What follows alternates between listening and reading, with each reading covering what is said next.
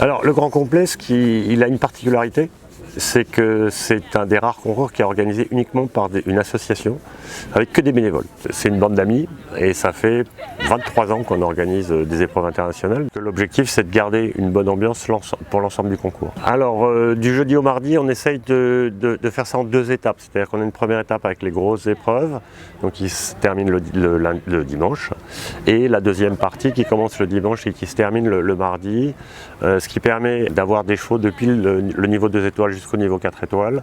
Et puis ça permet à la fois aux cavaliers professionnels de venir soit avec des jeunes chevaux, soit avec des chevaux de commerce. Et ça permet aussi aux amateurs de faire ce qui est la particularité du concours complet, c'est-à-dire qu'on va rencontrer les grands champions.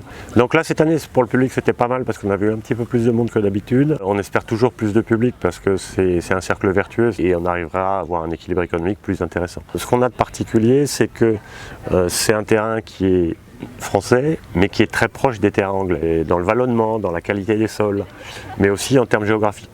Quand les gens arrivent à Caen ou à Ouistreham par le bateau, ils sont à 70 km, donc ils sont à 1 heure. Là, le terrain est plutôt bien parce qu'on sait que la Normandie, de temps en temps, au mois d'août, ça peut être mouillé, mais on sait aussi que on peut toujours bien gérer notre terrain, même dans des conditions un petit peu extrêmes. Les travaux qui avaient été mis en œuvre pour les Jeux équestres mondiaux en 2014 ont vraiment amélioré les qualités des infrastructures. Et puis, on essaye de travailler très en amont le terrain pour que ce terrain soit optimal le jour du concours. Alors l'idée des champions d'Europe, pour nous c'est un vrai challenge.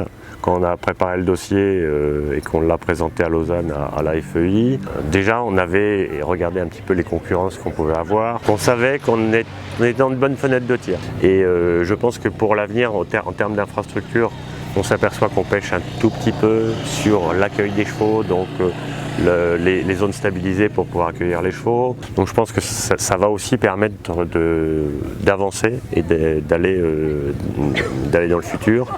Et puis il y a le problème de l'Orne, c'est quand même les communications. C'est-à-dire qu'on est un tout petit peu perdu. On entend beaucoup parler de 4G, de 5G. Nous, on aimerait bien déjà avoir de la 3G en permanence sur l'ensemble du site. Je pense que c'est principalement ça, c'est d'avoir un système de communication qui puisse fonctionner. Globalement, le site est déjà pratiquement adapté. Donc n'hésitez pas à revenir en 2020 pour voir la préparation de 2021. Je pense que l'erreur qui a pu être faite en 2014, ça a été de considérer qu'on avait 2 accès uniquement et de neutraliser les autres accès. Et l'idée, c'est d'utiliser les routes environnantes de campagne pour faire un périphérique quelque part et d'avoir des parkings qui seraient répartis tout autour du parcours